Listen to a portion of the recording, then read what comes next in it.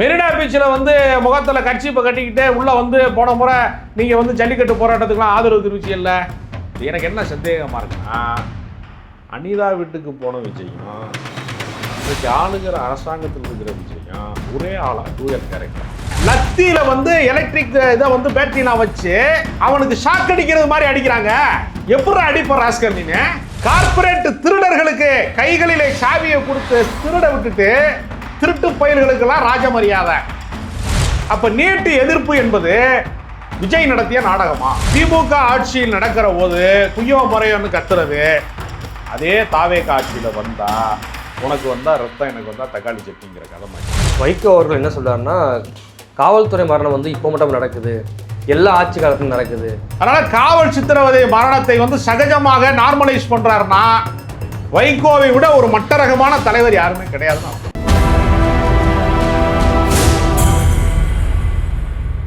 நேயர்களுக்கு வணக்கம். இன்று நம்மோடு அரசியல் பேசுவதற்காக இணைந்திருக்கிறார் அரசியல் விமர்சகர் ராஜகம்பீரன் அவர்கள். வணக்கம் சார். வணக்கம் சார். நீட் முறையீடை கண்டித்தும் தர்மேந்திர பிரதானை பதவி விலக வலியுறுத்தி டெல்லியில் அமைதி வழியில் பேரணி போன மாணவர்கள் மீது மிக கடுமையான ஒரு தாக்குதலை டெல்லி போலீஸ் நடத்தியிருந்தாங்க.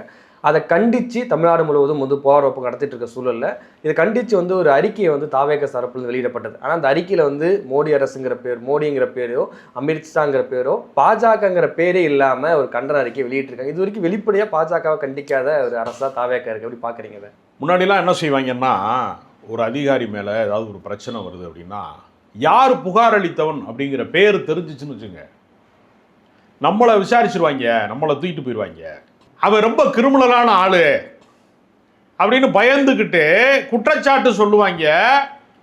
யார் சொல்கிறாங்கிற பேர் அட்ரஸும் சொல்ல மாட்டாங்க. இப்போ இந்த மர்ம தொலைபேசி வந்ததுமாங்க முன்னாடி, இப்போ என்ன ஃபோனு ரெக்கார்ட் ஆகுது, எல்லாமே ஆகுதுல்ல, மர்ம தொலைபேசியில் மிரட்டியது, மர்ம கடிதம் அதெல்லாம் சொல்லுவாங்கல்ல. டிவிகே காரங்க மொட்டை கடிதாசி போடுறாங்க. என்னடா மொட்டை கடிதாசினா, நாங்கள் கண்டிக்கிறோம், மென்மையாக கண்டிக்கிறோம். இந்த வலிக்காமல் ஊசி போடுற டாக்டர் இருப்பாங்க. எப்போ டாக்டர் ஊசி போட்டிய? சரக்குன்னு ஏற்றிட்டே டாக்டர் அப்படிமா இல்லை. இந்த வலிக்காமல் ஊசி போடுற டாக்டர் தான் இப்போ டிவிக்கே. இப்போ என்ன சொல்கிறாங்கன்னா, மத்திய உள்துறை அதான் காவல்துறை கண்ட்ரோல் பண்ணுது அப்படிங்கிறாங்க. நான் என்ன கேட்குறேன், போராட்டங்களை கடந்த காலங்களிலே வந்து திமுக ஒடுக்கியது, ஈழத்தமிழர் போராட்டத்தை ஒடுக்கியெல்லாம் சொன்னா இல்லை. அப்போ மத்திய உள்துறையெல்லாம் இல்லையா? இருந்துச்சுல. மெரினாவில் எவனும் கூடிடக்கூடாதுங்கிறதுக்காக, மெரினா பக்கம் எவனுமே போகக்கூடாதுங்கிறதுக்காக போலீஸ்காரர்கள் வந்து அப்படியே கண்கொத்தி பாம்பா இருக்கான், கண்ணுக்கு மாதிரி பார்த்துக்கிட்டு இருக்கானே. அப்படி உத்தரவு போட்டது யார்? காவல்துறை யார் வசம் இருக்கிறது? தமிழ்நாட்டினுடைய முதலமைச்சர் கையில் தானே இருக்கு. தமிழ்நாட்டினுடைய முதலமைச்சர் கைகளிலே இருக்கக்கூடிய காவல்துறை யாருக்கு ஆதரவாக இருக்கிறது? பல கல்லூரிகளில் போராட்டம் நடக்கிறது என்று சொன்னால், போராட்டம் நடக்குதுன்னா என்ன செய்யணும்? அது பொதுமக்களுக்கு தெரியப்படுத்தணும். காலேஜ் காம்பஸ்குள்ளேயே பூட்டி வை, உள்ளுக்குள்ளேயே கத்திக்க, நீனா கத்திக்க. இந்த பாத்ரூமுக்குள்ளே போய் அழுகிறதுன்னு ஒரு சீன் நடிச்சிருப்பாரு விஜய் ஒரு படத்தில், தெரியுமா உங்களுக்கு? என்ன படாது படம் பேர் காம்புகளில் அப்படி சீன் இருக்கு. ஆமாம், அப்படி ஒரு படம் நடிச்சிருக்காரு, துள்ளாத மனமும் துள்ளும் அப்படின்னு படம். பாத்ரூமுக்குள்ள போய் அவர் அழுவார். அந்த படத்தோட சீன் தான் இப்போ தமிழ்நாட்டில் நடந்துட்டு இருக்கு. போராட்ட களம் என்பது யாருக்கானதுங்க? அரசாங்கம் யாருக்கானது? அமித்ஷா வந்து ஓனரா? மோடி ஒரு ஓனரா இந்தியாவுக்கு? கம்பெனி நடத்துறாங்களா எல்லாரும் சேர்ந்து? நிறுவனம் அது அம்பானி நடத்துறது மாதிரி, அதானி நடத்துற மாதிரி ஒரு நிறுவனமானு கேட்குறேன். இந்திய நாடாளுமன்றங்கிறது ஒரு நிறுவனமா? கம்பெனி ஸ்டாஃப் அமைக்கலாம், வேலைக்கு போகிறாங்களா எல்லாரும் சம்பளத்துக்கு? கார்பரேட் கம்பெனி அது. எனக்கு அரசியல் சாசனம் பேச்சுரிமை வழங்கியிருக்கிறது. நான் பேசுகிறேன்னா அம்பேத்கர் எனக்கு அரசியல் சாசனத்திலே அந்த உரிமையை எனக்கு தந்திருக்கிறாரு. ஒரு அரசாங்கம் தவறு செய்தால் அதை சுட்டி காட்டுவதற்கு, எழுதுவதற்கு எனக்கு எழுத்துரிமை இருக்கிறது. நான் ஜனநாயகத்தில் நான் வரி கட்டுறேன். என் வரியில தான் அரசாங்கம் ஓடுது. என் வரினா என்னைய மாதிரி கோடானா கோடி பேர் வரி கட்டுறான். சில பேர் சொல்றாங்க, என்ன இவர் ஒரு ஆள் தான் வரி கட்டணுங்கிறாரு. அப்படி கிடையாது, எல்லாருமே வரி கட்டுறான். நீ ஜோப்பு வாங்கினாலும், ஜீப் வாங்கினாலும், சினிமா டிக்கெட் வாங்கினாலும், பாப்கார்ன் வாங்கினாலும், எங்கெல்லாம் பில்லு போடுறாங்களோ எல்லாம் ஜிஎஸ்டி இருக்கு. இருக்கா இல்லையா? வரி கட்டுறோம்ல. மறைமுக வரியும் இருக்கு, நேர்முக வரியும் இருக்கு. நேரடியாக இன்கம் டேக்ஸுக்கு பணம் கட்டுறவன் மட்டும்தான் வந்து வரி கட்டுறாங்கிறது அல்ல. ஒவ்வொரு உணவுப் பொருள் மேலேயும் வரி இருக்கு, மறைமுக வரி இருக்கு, எல்லாத்துலேயும் கரண்ட் பில்லு கட்டுறான், கவர்மெண்ட்டுக்கு தானே காசு போகுது, எல்லாத்துலேயுமே நம்மளுடைய அரசாங்கத்திற்கு நம்ம பணத்தை கொடுக்குறோம். யாரும் மகாராஜாக்கள் கிடையாது. அமித்ஷா ஒரு மகாராஜா, மோடி ஒரு சக்கரவர்த்தி, விஜய் ஒரு பேரரசர். நீ பேரரசு படத்தில் நடிக்கலாம், தவிர பேரரசர் அல்ல. மக்கள் இந்த வாய்ப்பை உங்களுக்கு வழங்கி இருக்கிறாங்க. எப்போது வேண்டுமானாலும் மக்கள் அதை திரும்ப பெறுவாங்க. போன முறை முதலமைச்சராக இருந்த ஸ்டாலின் இந்த முறை சட்டமன்ற உறுப்பினர் கூட கிடையாது. மக்கள் தோற்கடிப்பார்கள், தோற்கடித்திருக்கிறார்கள். எவ்வளோ பெரிய வரலாற்று புகழ்மிக்க தலைவர்கள் எல்லாம் தோற்றிருக்காங்க. இந்திரா காந்தி தோற்றிருக்காங்க, காமராஜர் தோற்றிருக்காரு, அண்ணா தோற்றிருக்காரு, ஜெயலலிதா தோற்றிருக்காங்க, எவ்வளோ பேர் தோற்றிருக்காங்க. தோல்வி அடையாதவர்கள் விதிவிலக்காக கலைஞர் கருணாநிதி தோற்கலை தேர்தல் அரசியலில். ஆனால் ஆட்சியிலிருந்து தோற்றிருக்காரு, ஆட்சி அமைக்க முடியாமல் எதிர்க்கட்சியாக இருந்திருக்காரு, அந்த தோல்வி செஞ்சிருக்காரு. கட்சி தோற்றிருக்கிறது, தனிநபராக தோற்கலை. அப்போ யாருக்கு பயப்படுற? மெரினா பீச்சில் வந்து முகத்தில் கட்சிப்பை கட்டிக்கிட்டு உள்ளே வந்து போன முறை நீங்கள் வந்து ஜல்லிக்கட்டு போராட்டத்துக்குலாம் ஆதரவு தெரிவிச்சில்ல. எனக்கு என்ன சந்தேகமாக இருக்குன்னா, அனிதா வீட்டுக்கு போன விஜயம், இன்றைக்கு ஆளுகிற அரசாங்கத்தில் இருக்கிற விஜயம் ஒரே ஆளா டூயல் கேரக்டரா? எனக்கு முதலமைச்சர் அவர் தான் சார், அவர் தான் முன்னாடி. இப்போ அவரே தான் இங்கே போனாரா, இல்லை அவர் மாதிரி யாராவது போனாங்களா? வழக்கமான தேர்தல் அரசியல் செய்யக்கூடிய தேர்தல் அரசியலை தான் முதலமைச்சர் விஜய் செய்கிறாருன்னு சொல்கிறீங்களா? அதில் என்ன சந்தேகம்? நீங்கள் திமுக மேலே, நான் என்ன கேட்குறேன், திமுக மேலே குற்றச்சாட்டு சொல்லும் போது அடி வயிற்றுலேருந்து வருது எல்லாத்துக்கும். எப்படி தாவேக்காரன் போராட்டத்துக்கா பாஜகவை பேசு பார்ப்போம். இப்போ இந்தியா முழுக்க மாணவர்களை அடித்தவன் துன்புறுத்துறது இல்லைங்க, அந்த லத்தியில் எலக்ட்ரிக் ஷாக் கொடுக்கறதுக்கான. நீங்கள் இந்த கொசுவெலாம் அடிக்கிறதுக்கு வச்சிருக்கீல்ல, அதுக்குள்ளே ஒரு பேட்டரியில் வந்து எலக்ட்ரிக் ஷாக் இருக்கா இல்லையா? டப்புன்னு கொசு மேலே பட்டவன, ரெக்க மேலே பட்டவன என்ன ஆகுது? சுருன்னு எரியுதுல கொசு. அந்த எலக்ட்ரிக் பேடு மாதிரியே லத்தியில் வந்து எலக்ட்ரிக் இதை வந்து பேட்டரியெலாம் வச்சு அவனுக்கு ஷாக் அடிக்கிறது மாதிரி அடிக்கிறாங்க. போலீஸ்காரர்கள் யூனிஃபார்ம் போட்ட மிருகங்களான்னு நான் கேட்குறேன். எப்படி அடிப்ப ராஸ்கல்? நீ சம்பளம் யார் கொடுக்குறா? மக்கள் கொடுக்குறான். மோடியா சம்பளம் கொடுக்குறாரு? மக்கள் வரி பணத்தில் மாணவர்களை எப்படி நீ அடிப்பா? அவன் சமூக விரோதியா? அவன் திருட்டு போயிடலாம், பிக் பாக்கெட் அடிக்கிறவனா, ரேப் பண்ணவனா, அவன்கிட்ட எல்லாம் கும்பிட்டு காசு வாங்கிடுவாங்க, அது வேற விஷயம். பொறுக்கியல அவங்க போராடுகிற மாணவர்களை பொறுக்கியலே போற அடிக்கிறான் போலீஸ்காரன். மிருகத்தனமான தாக்குதலை நடத்துறான், காட்டு மிராண்டித்தனமான தாக்குதலை நடத்துறான். ஒருத்தனுக்கு கண் பார்வை போய்விட்டது. பாத்தீங்களா, ராகுல் காந்தி அடையாளப்படுத்தினாரு. ஒருத்தர் கண் பார்வை போய்விட்டது. கண் பார்வையை காவல்துறை திருப்பி தருமா? பிஜேபி திருப்பி தருமா? ஆளுகிற அரசாங்கம் திருப்பி தருமா? யாரா திருப்பி தருவீங்க நீங்க கண் பார்வை போனத? அயோக்கிய பயலுக.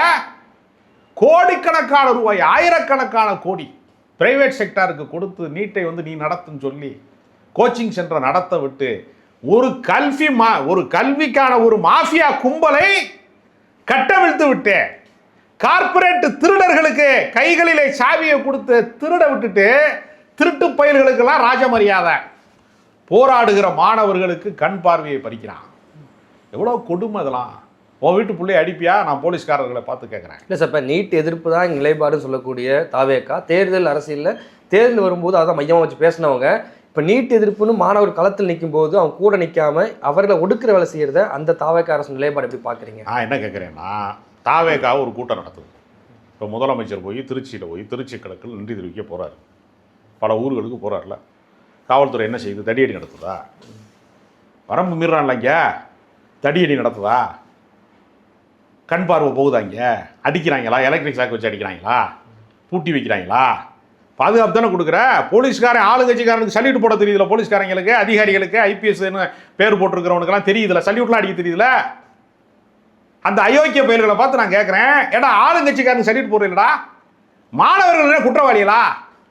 அப்போ உங்களுக்கு யார் உத்தரவு போட்டது? அப்போ விஜய் தான் உத்தரவு போட்டாரா? முதலமைச்சர் தான் உத்தரவு போட்டாரா? மாணவர்களை துன்புறுத்துவதற்கு, அடிப்பதற்கு. நான் என்ன சொல்றேன், மோடி சர்க்கார் வந்து மோசமானது, நீட்டை கொண்டு வந்தான், அவன் தான் செயல்படுத்துறான், அவன் வந்து அயோக்கிய பயல்கள் அவன் செய்கிறாங்கிற. இப்போ நீ யோக்கியமானவன் என்ன செய்யணும்? போராட்டத்துக்கு பாதுகாப்பு ஒழுங்கு, மாணவர்களை ஒழுங்குபடுத்து, இங்கே போக்குவரத்து நெரிசல் இல்லாமல் பண்ணிக்க. அப்படி தானே நீ செய்யணும். எதுக்கு தடியடி நடத்துகிற? நீ மதுரை காமராஜர் பல்கலைக்கழகத்துக்குள்ளே அத்துமீறி உள்ள நுழைஞ்ச முன்கூட்டியே அரெஸ்ட் பண்ணுறாங்களாம். என்ன அரெஸ்ட் பண்ணி என்ன பண்ண போகிற? இந்த நாடு வந்து ஜனநாயக நாடு தானா? எவ்வளோ பெரிய காட்டு தர்பார் நடந்து கொண்டு இருக்கிறது. காவாலி பயிலுக கையில் வந்து ஆட்சி அதிகாரத்தை நம்ம கொடுத்துட்டோமா? இந்த ஊரில் வந்து இந்த வடிவேல் தான் ஒரு ஜோக்கில் சொல்லுவார், இந்த ஊரில் பூசாரி முதல் கொண்டு காவாலி பயிலாக இருக்கானடா அப்படின்னு. அந்த மாதிரி ஏடா எல்லாருமே இதுதானா? திமுக மேல குறை சொல்றிய, திமுக அப்படிதான் நடத்தியதா? அப்ப நீட்டு எதிர்ப்பு என்பது விஜய் நடத்திய நாடகமா? ஆட்சிக்கு வருவதற்காக நீங்கள் போட்ட நாடகமா? நீ என்ன செய்ய? ஜனநாயகன் படத்தை பார்த்து கண்ணீர் விட்டு அழுதார் அமைச்சர். ஐயோ அப்படி இந்த அமைச்சர் அழுதார், அந்த அமைச்சர். ஏடா நல்ல படம் கூட எடுக்கிறியடா நீங்களா? கொடுத்த காசுக்கு 200 ரூபா டிக்கெட்டை வந்து 400 ரூபாய்க்கு அவன் 500 ரூபாய்க்கு விற்றுருக்காங்க. முதல் நாள் கூட விலைக்கே விற்றுருக்காங்க. படம் சரியில்லைன்னு அழுதாங்களா? இதோட விட்டுட்டான்டா நம்மளை அப்படின்னு அழுதாங்களா? எதுக்கு அழுதாங்கன்னு எனக்கு இப்போ வரைக்கும் தெரியல. நீங்கள் நாட்டில் பிரச்சனைகள் பற்றி எரிகிற போது, நாடே தீப்பற்றி எரிகிற போது நீரோ என்கிற மன்னன் பிடியில் வாசித்துக் கொண்டிருந்தான் அப்படின்னு ஒரு வரலாற்றில் குறிப்பு உண்டு.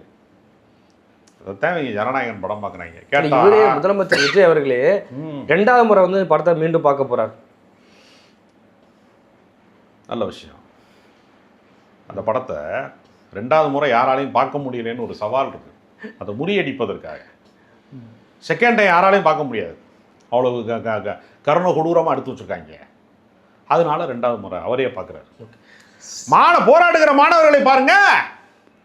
ஜனநாயகன் படம் பார்க்க தெரிஞ்ச உங்களுக்கு, 2வது முறை பார்க்க தெரிஞ்ச உங்களுக்கு, போராடுகிற மாணவர் பிரதிநிதிட்ட கூப்பிட்டு பேச்சுவார்த்தை நடத்துங்க, உங்களோட நான் இருக்கேன்னு.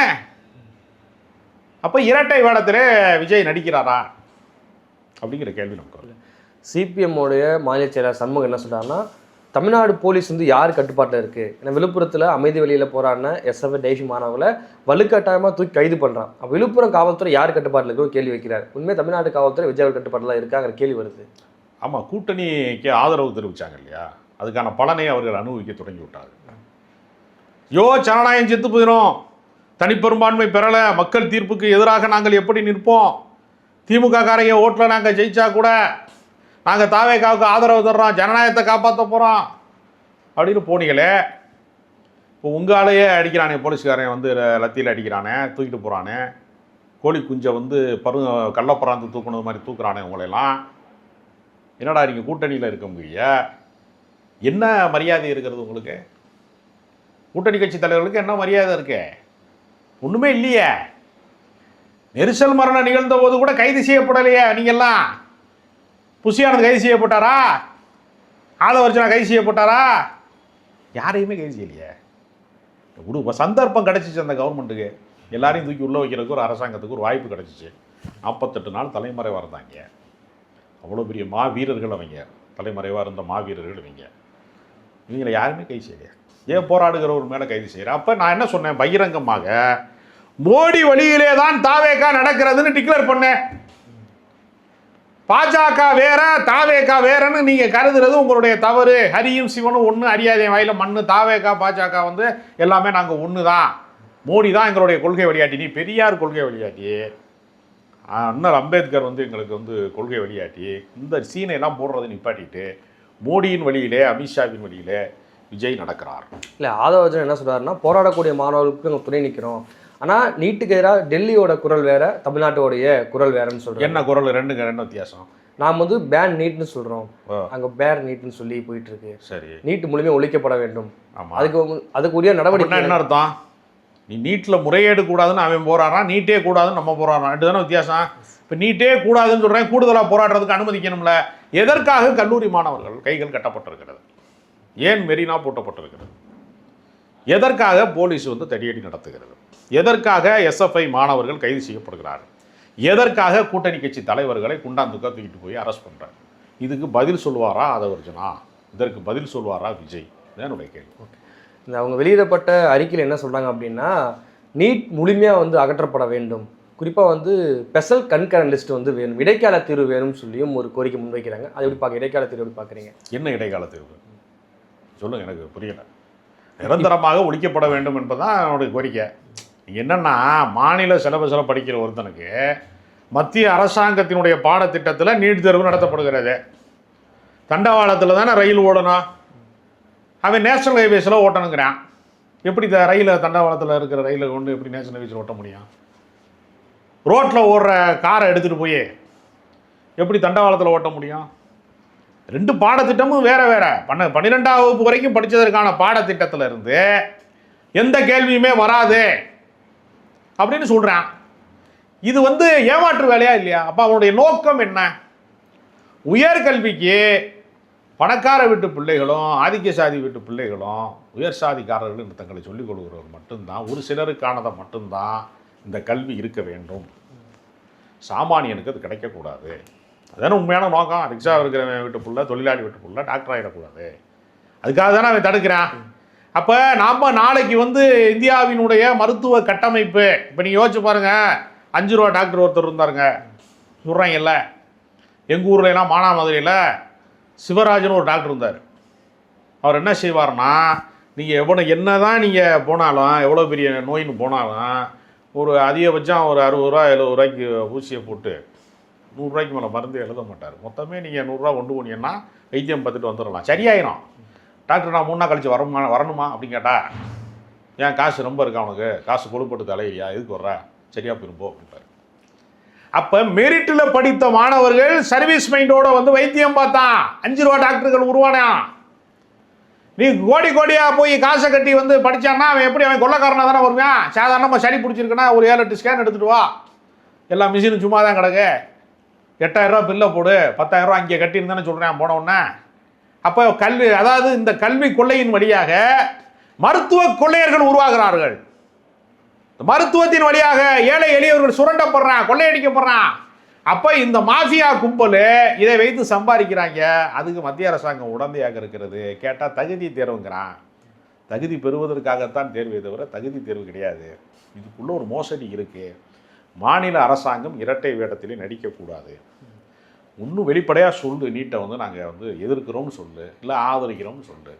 அது என்ன 2 கட்ட வேலை பார்க்குறேன். இந்த டபுள் கேம் ஆடுற வேலையெல்லாம் சினிமாவில் டூயல் கேரக்டர் பண்ணுங்கள், அரசியலில் டூயல் கேரக்டரை விஜய் பண்ணக்கூடாது. இந்த தாவேக ஆட்சிக்கு அந்த 3 மாதத்தில் 3 லாக்அப் டெத் நடந்திருக்கு. முன்னாடி ஸ்டாலின் காலகட்டத்தில் ஒரு லாக்அப் டெத் நடந்தபோது சாரி வேணாம், நீதி வேணாம்னு சொல்லி விமர்சித்ததா ஸ்டாலின் பதிவு போட்டிருக்காரு. அப்போ என்ன கேட்டீங்க, வசனம் பேச சொன்னீங்க, இப்போ நீங்கள் எங்கே ஓடி ஒளிஞ்சிக்கிட்டீங்கன்னு சொல்லி விஜய் அவர்களை பார்த்து ஸ்டாலின் கேட்டிருக்காரு. எப்படி பார்க்குறீங்க?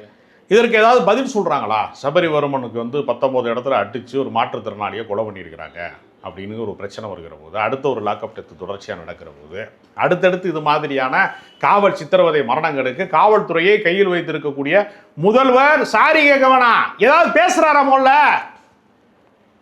இது குறித்து ஏதாவது சொல்கிறாரா? எதுவுமே நடக்காத மாதிரி இருக்கிறார். அப்போ திமுக ஆட்சியில் நடக்கிற போது குய்யோ முறையோன்னு கத்துறது, அதே தாவேக ஆட்சியில் வந்தால் உனக்கு ரத்தம், எனக்கு தக்காளி சட்டிங்கிற கதை மாதிரி கண்டும் காணாமல் போவதன் மூலமாக எப்படி நீங்கள் சிறந்த ஆட்சியை தர முடியும்? திமுகவிற்கு நீங்கள் ஒரு நாளும் மாற்று கிடையாது என்பதை இந்த 3 மாத ஆட்சி அதை விட நீங்கள் சிறந்த ஆட்சியை தரவே இல்லை. இன்னும் நீங்கள் கொடுத்த வாக்குறுதியை நிறைவேற்றலை. உங்களுடைய கொள்கைகளின் வழி நீங்கள் நடக்கவே இல்லை. அதனால் டோட்டல் ஃபெயிலியர் இந்த ஆட்சி. அதனால் இவர் தொடர்ச்சியாக இது மாதிரி நடந்து கொண்டே இருக்கிற போது எப்போவுமே எனக்கு தெரிந்து 5 ஆண்டு கால ஆட்சியினுடைய இறுதி கட்டத்தில் தான் ஒரு அதிருப்தி என்று ஒன்று உருவாகும். ஆனால் தாவேக ஆட்சி வெறும் 2 மாதங்களை கடக்கிற போதே 3வது மாதத்திலேயே இவ்வளோ பெரிய அதிருப்தியை சம்பாதித்திருக்கிறது என்பது அவர் மீதான எதிர்பார்ப்பு அதிகமாக இருக்கிற காரணத்தினால மிகப்பெரிய ஏமாற்றத்திற்கு மக்கள் ஆளாகியிருக்கிறார்கள். இல்லை, இதுக்கான அக்கோம்பலிட்டி அப்பாலஜி கூட முதலமைச்சராக சொல்ல முடியலன்னு சொல்லியும் கேட்டிருக்காரு. அந்த வார்த்தை கூட முதலமைச்சர் வாயிலிருந்து வர மாட்டேங்குது. தீர்வு சொல்லணுங்க. மன்னிப்பு கேட்கறதுக்கு தானே நம்ம என்ன சர்ச்சை நடத்துகிறோம், பாதிரியார் அவர் மன்னிப்பு வாங்குறதுக்கு? அது கிடையாது. தீர்வு சொல்லப்படணும். இனி ஒரு காவல் சித்திரவதை மரணம் என்னுடைய ஆட்சியிலே நடக்காது. காவல்துறைக்கு நான் அறிவுறுத்தியிருக்கேன். காவல்துறையினுடைய தலைவரை கூப்பிட்டு நான் உத்தரவு போட்டிருக்கேன். அது கொலை வழக்கை நான் பதிவு செய்வேன், நான் சும்மா விட மாட்டேன் என்று நீங்கள் உத்தரவு போடணும். நான் ரிக்வஸ்ட் பண்ணுறேன், நான் மன்னிப்பு கேட்குறேன், நீங்கள் மன்னிப்பே கேட்க வேணாம், நடவடிக்கை எடுங்கள். இனி ஒரு காவல் சித்திரவதை மரணம் நிகழாமல் பாதுகாக்க வேண்டிய பொறுப்பு உங்கள் இடத்துல இருக்கிறது. மாணவர்கள் போராட்டத்திலே அவர்களை காட்டுமிராண்டித்தனமாக தாக்குகிற காவல்துறையை கட்டுப்படுத்துங்க, தீர்வு கொடுங்க. அதான் நான் என்ன சொன்னேன், இருட்டு என்று கூச்சல் போடுவதை விட ஒரு விளக்கை அங்கு ஏற்றி வைப்பது மேல் என்று சொல்வதை போல இந்த பிரச்சனைகளுக்கான தீர்வை சொல்ல வேண்டுமே தவிர இதையெல்லாம் நீங்கள் கண்டும் காணாமலாம் கடந்து போகக்கூடாது. வைகோ அவர்கள் என்ன சொல்றாருன்னா, காவல்துறை மரணம் வந்து இப்போ மட்டும் நடக்குது, எல்லா ஆட்சி காலத்திலும் நடக்குது, இப்போ நடக்கிறது ஏன் பெருசுப்படுத்தீங்கன்னு கேட்குறாரு. வைகோ வந்து சாவுல வளர்ந்த தலைவர்.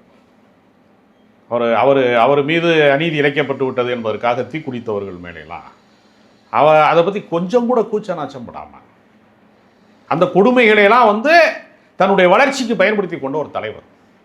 அதனால் காவல் சித்திரவதை மரணத்தை வந்து சகஜமாக நார்மலைஸ் பண்ணுறாருன்னா வைகோவை விட ஒரு மட்டரகமான தலைவர் யாருமே கிடையாதுன்னா இப்படி பேசுவதற்கு வைகோ வெட்கப்பட வேண்டும், வேதனைப்பட வேண்டும்.